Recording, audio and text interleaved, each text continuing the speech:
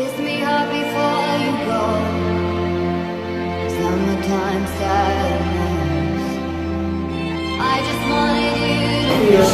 Bismillahirrahmanirrahim. Assalamualaikum warahmatullahi wabarakatuh. Selamat pagi dan salam sejahtera untuk kita semua.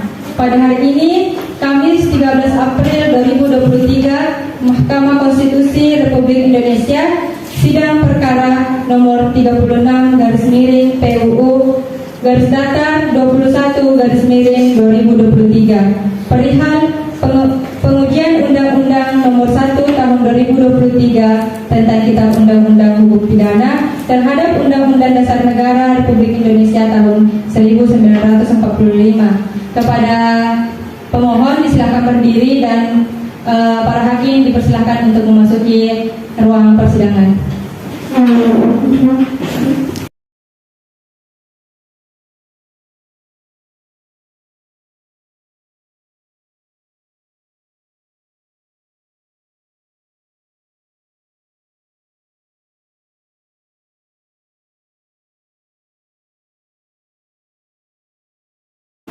Kepada para hadirin saya persilakan untuk duduk.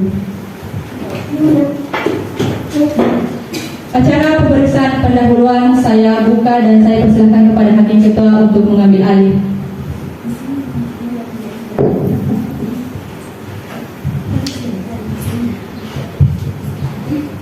Baik, dengan ucapan bismillahirrahmanirrahim, sidang dalam perkara nomor 36/PUU /1/2023 dan ini dibuka dan terbuka. Assalamualaikum warahmatullahi wabarakatuh. Selamat siang. Adapun sidang pada hari ini kita akan masuk dalam perkara dan pemeriksaan perdana. Jadi permohon yang hadir ini permohonan prinsipal ya? Ya. Baik, atas nama Saudari Aulia Trisna dan Saudara Asdar ya? Ya baik. Kalau begitu kita mulai sidang pertama ini. Sidang pendahuluan. Pemohon sidang pertama pendahuluan adalah sidang penerimaan permohonan. Permohonan secara tertulis silakan diterima. Sidang bertiga ditugaskan untuk memeriksa dalam sidang pemeriksaan pendahuluan yang pertama ini. Permohonan sudah diterima di kepaniteraan, kemudian diregister dan nomor perkara 36 dan seterusnya tahun 2023. Pada kesempatan saya ini, Pada akan mendengarkan permohonan yang disampaikan secara lisan karena permohonan sebelumnya secara tertulis sudah ada. Tapi tolong disampaikan pokoknya saja karena kita bertiga sudah membaca dan mempelajari permohonan ini. Kemudian nanti petitumnya tolong dibacakan secara keseluruhan. Itu yang pertama. Kemudian agenda yang kedua, nanti kita bertiga akan memberikan nasihat, masukan dalam rangka untuk memberikan dalam perbaikan permohonan ini supaya permohonan ini lebih sempurna. Ini karena kewajiban sudah menjadi dan juga sesuai dengan undang-undang dan hukum acara di Mahkamah Konstitusi. Silakan kepada saudara pemohon menyampaikan pokok-pokoknya, kemudian petitumnya disampaikan secara lengkap. Silakan. Baik, Yang Mulia, terima kasih sebelumnya. Perkenalkan, nama saya Aulia Trisna selaku pemohon pertama. Saya akan langsung memulainya. Yang pertama, kewenangan Mahkamah Konstitusi bahwa dalam pada pasal 24 ayat 2 Undang-Undang Dasar tahun 1945 berupa ketiga menyatakan telah dianggap dibacakan. Bahwa selanjutnya pasal 24 ayat pertama berupa keempat Undang-Undang Dasar 1945 menyatakan dianggap telah dibaca.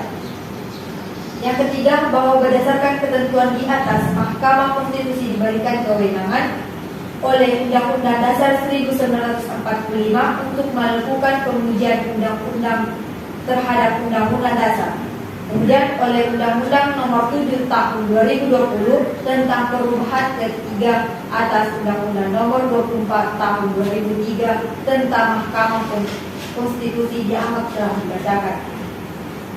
Bahwa pada pasal 7 ayat 1 Undang-Undang Nomor 12 Tahun 2011 sebagaimana telah diubah oleh Undang-Undang Nomor 19 Nomor 15 Tahun 2019 tentang pembentukan peraturan perundang-undangan, mengatur jenis dan hierarki kedudukan Undang-Undang Dasar lebih tinggi daripada undang-undang. Oleh karena itu, setiap ketentuan undang-undang tidak boleh bertentangan dengan Undang-Undang Dasar jika terhadap ketentuan dalam undang-undang yang bertentangan dengan Undang-Undang Dasar. Kemudian izinkan yang mulia, pemohon akan masuk ke dalam alasan-alasan pemohon. Ya, silakan teruskan. Hubungin saja. Baik yang mulia. Silakan. Kami akan masuk ke dalam alasan pemohon. Yang pertama, pemerintah tidak patuh terhadap putusan Mahkamah Konstitusi yang bersifat erga omnes, yang dimana pasal 237 huruf C ini pasalnya serupa dengan pasal 57 huruf D. Tidak ada pembelaan, serupa sama sekali. Tetapi yang menjadi suatu ironis, pasal 57 itu yang sudah dinyatakan bertentangan dengan Undang-Undang Dasar tahun 1945. Entah kenapa diberlakukan kembali dan dimasukkan ke dalam KUHP yang tertuang di dalam pasal 237. Kemudian untuk masalah pasal 100 sendiri, yang mulia akan dibacakan kepada pemohon kedua. Terima kasih. Ya, silakan pemohon dulu untuk menjelaskan. Baik, terima kasih atas waktunya. Izin yang mulia, perkenalkan nama saya Asdara S. Sebagai pemohon kedua, saya akan membacakan potensi dari pasal 100. Adanya potensi permainan antara para pihak di pasal 100 Undang-Undang Nomor 1 Tahun 2023 tentang Kitab Undang-Undang Hukum Pidana. Hakim menjatuhkan pidana mati dengan masa percobaan selama 10 tahun dengan memperhatikan rasa penyesalan terdakwa dan adanya harapan untuk memperbaiki diri atau peran terdakwa dalam tindak pidana. Selanjutnya, timbulnya masalah luas perbincangan masyarakat, dalam hal ini masalah demo besar-besaran. Jangan seluruhnya, agregin saja, yang penting-penting saja. Siap yang mulia, saya lanjutkan. Sebagai bahan pertimbangan tambahan untuk pasal 30 dan Undang-Undang Nomor 16 Tahun 2004 tentang Kejaksanaan Republik Indonesia melakukan pengawasan terhadap pelaksanaan putusan pidana bersyarat, putusan pidana pengawasan, dan keputusan lepas bersyarat. Begitu, bahwa dari seluruh dalil-dalil yang diuraikan di atas dan bukti-bukti terlampir, dengan ini permohon memohon kepada Yang Mulia Majelis Hakim Mahkamah Konstitusi untuk kiranya berkenan memberikan putusan sebagai berikut. Hormat saya, pemohon pertama dan pemohon kedua, Asdara S. SH. Ya, baik, terima kasih. Apakah saya ingin bertanya terlebih dahulu, apakah Anda ini sudah berprofesi sebagai advokat atau belum? Belum yang mulia, saya masih magang dan sebagai junior asosiasi di salah satu law firm. Jadi belum berstatus sebagai advokat ya? Belum yang mulia.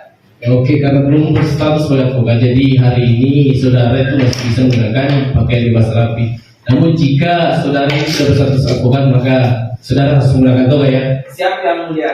Ya, baik. Sebelum majelis panel memberikan nasihat dalam rangka perbaikan permohonan ini, ada satu hal yang akan saya tanyakan. Apakah saudara ini menguji KUHP baru kan? Betul yang mulia. Nah, begini, kalau menguji KUHP baru, saudara baca ada pasal 624 dan 37 ketentuan penuntut dalam KUHP. Apa sudah baca? Sudah yang mulia. Apa itu isinya? Ada masa berlaku selama 3 tahun. Ada masa, jadi sampai hari ini belum berlaku kan? Ya, yang mulia. Ya, jadi akan berlaku pada tanggal atau sampai 25 Desember 2025 dan berlaku nanti tanggal 2 Januari tahun 2026 ya. Betul yang mulia. Oleh karena itu, begini, sudah pernah membaca putusan Mahkamah Nomor 1 Tahun 2023 kan? Sudah yang Sudah mulia. yang mulia.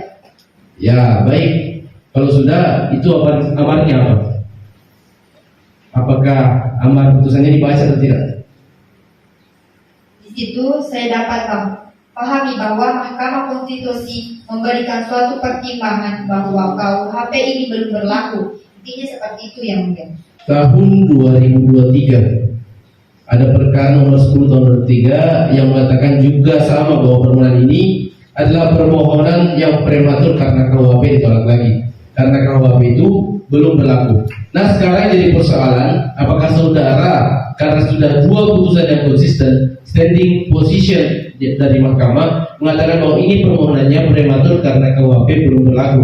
Sekarang yang saya pertanyakan, apakah saudara akan meneruskan permohonan ini ataukah tidak?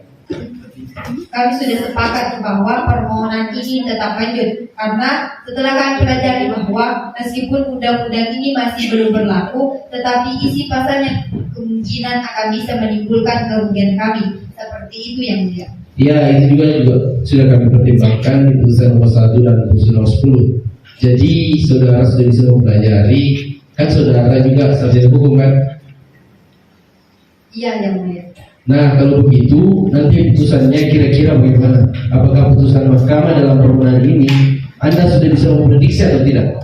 Kami sudah menggambarkan bahwa ini kemungkinan sangat seperti yang sebelumnya, tetapi kami tetap bersepakat bahwa ini tetap harus bisa kami teruskan. Seperti itu yang mulia. Oke, kalau Anda masih tetap bersepakat untuk tetap meneruskan atas dasar apa yang kami sampaikan, maka kita bertiga akan memberikan nasihat. Saya persilakan Yang Mulia Pak Dr. Fadli atau Yang Mulia Dr. Rinja, Yang Mulia yang mana berdua? Ya, silakan Yang Mulia Dr. Fadli.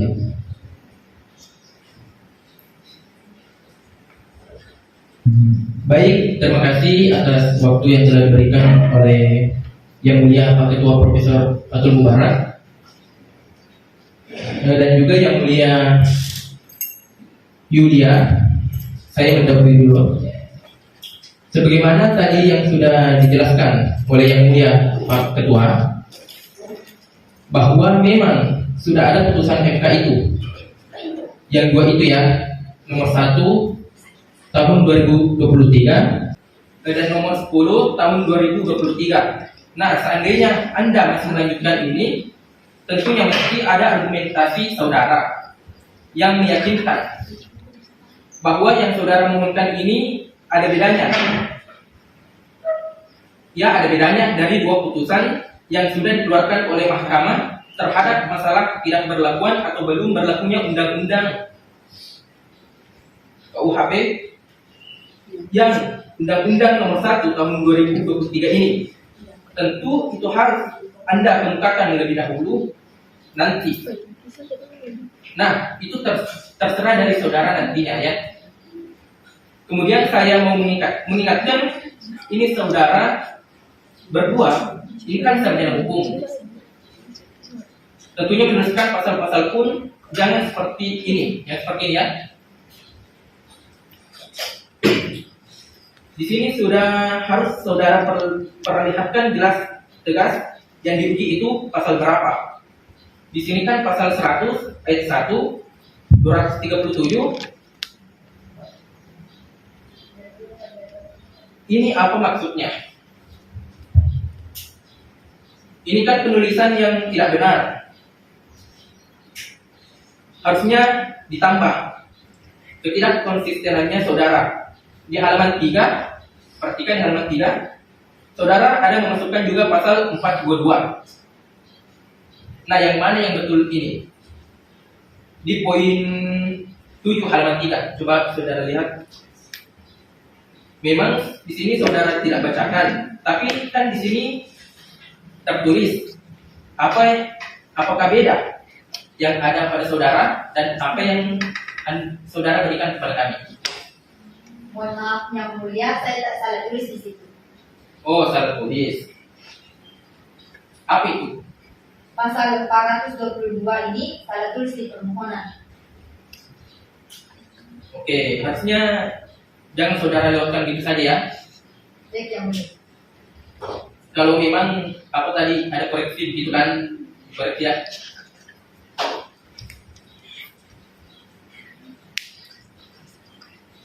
Tiketnya, kemudian saya juga mau menjelaskan sistematika permohonan. Ini kan sudah jelas diatur di dalam PMK. Nanti baca ulang di situ.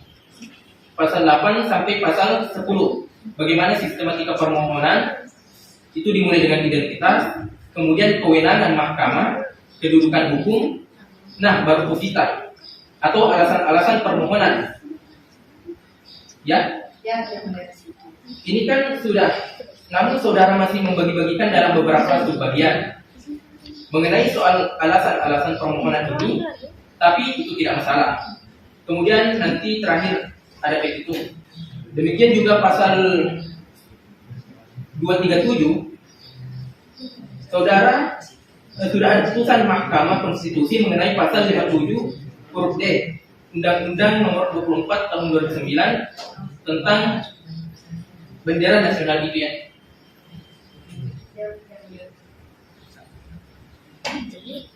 Oke, silahkan nanti Anda jauh lebih lagi nanti.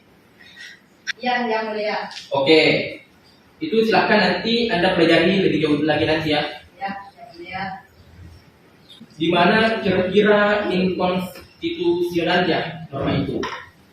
Mengenai petitum, di sini saudara minta agar ini 3 norma-norma ini dinyatakan tidak mempunyai kekuatan hukum mengikat. Coba dipikir-pikir, apakah kalau hilangnya nanti ini, apakah tidak menimbulkan kekosongan hukum? Nah itu juga harus dipikirkan ya.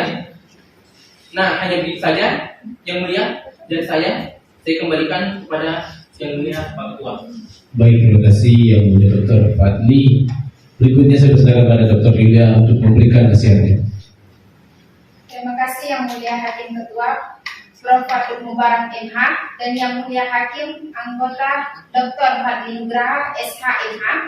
Saya akan bertanya kepada pemohon, apakah kedua pemohon ini sudah pernah beracara di MK? Saya sudah yang mulia, tapi rekan saya belum yang mulia. Baru pertama kali yang mulia. Ya baik.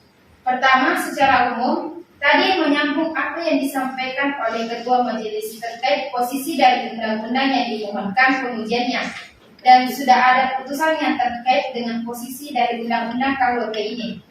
Undang-Undang Nomor 1 Tahun 2023 dan Pasal 87 itu Undang-Undang Nomor 12 Tahun 2011 tentang pembentukan peraturan undang-undang.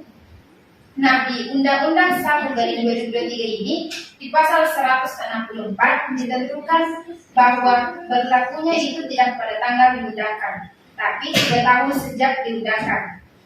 Sekarang, dia belum mempunyai kekuatan hukum yang mengikat. Pasal 87 Undang-Undang 12 dari 2011 mengikat sejak diundangkan pada dasar prinsipnya kecuali ditentukan lain dalam peraturan perundang-undang yang bersangkutan. Itu yang dapat saya sampaikan, saya kembalikan lagi kepada Hakim Ketua. Baik, terima kasih yang mulia Dr. Yulia. Sudah bisa dimengerti ya. Sekarang begini, ini kebetulan prinsipalnya ada juga sarjana hukum. Jadi saya mencoba untuk mari kita berdiskusi begini, mengajukan permohonan ini di Mahkamah Konstitusi dalam rangka pengujian undang-undang itu ada hal yang harus kita perhatikan. Saya sering menyebut begini, bahwa saudara itu tidak sekedar mengajukan permohonan itu melempar isu konstitusionalitas, tapi saudara harus bisa membayangkan. Makanya ini saya mohon untuk bisa, karena Anda sarjana hukum ya, masing-masing muda saja, dan juga saya sampaikan seperti ini.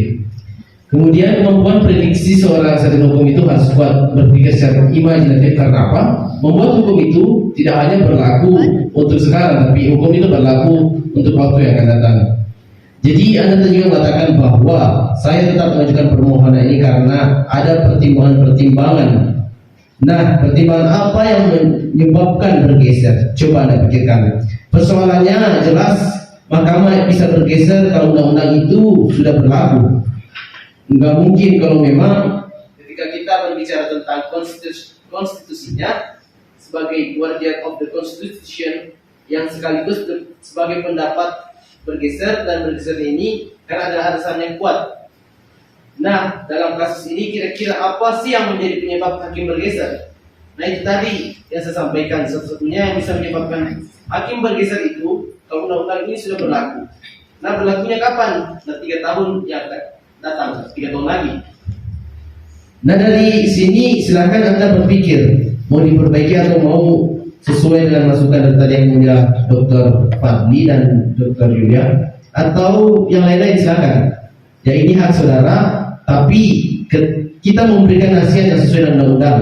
Kita memberikan dan juga memang berwenang atau berkewajiban untuk memberikan nasihat.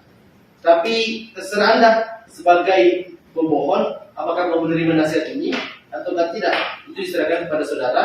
Itu hak saudara. Ya, bisa dimengerti ya. Bisa ya mulia. Ya, kalau begitu ada yang akan Anda sampaikan lagi? Untuk saat ini tidak, Yang Mulia, tapi saya berterima kasih kepada Yang Mulia sudah memberikan arahan, nasihat dan sebagaimana. Ya, karena ini memang sudah menjadi kewajiban kita yang memang harus kita anukan ya. Ya, baik, kalau begitu Anda silakan berpikir kembali.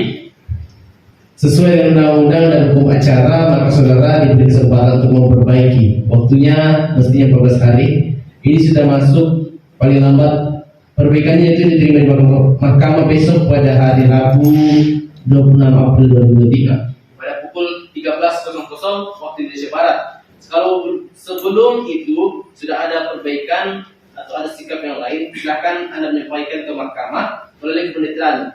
Jadi soft copy maupun perkopian, hard copyan sudah harus masuk paling lambat Rabu 26 April 2023 pada pukul 13.00 waktu Indonesia Barat. Gitu yang saya mengerti. Bisa ya mulia. Baik, kalau begitu apa ada yang ingin sampaikan lagi atau sudah cukup? Sudah cukup ya mulia. Ya, kalau sudah cukup, terima kasih atas permohonan ini yang sudah kami sampaikan secara lisan maupun secara tertulis. Kita tunggu sikap Anda dan kita tunggu kalau itu diperbaiki. Kita tunggu sesuai dengan batas waktu yang ditentukan. Ya, cukup? Cukup ya mulia. Ya, baik, terima kasih. Sidang selesai dan kami tutup. Para hakim akan meninggalkan ruang persidangan dan hadirin dipersilakan untuk berdiri.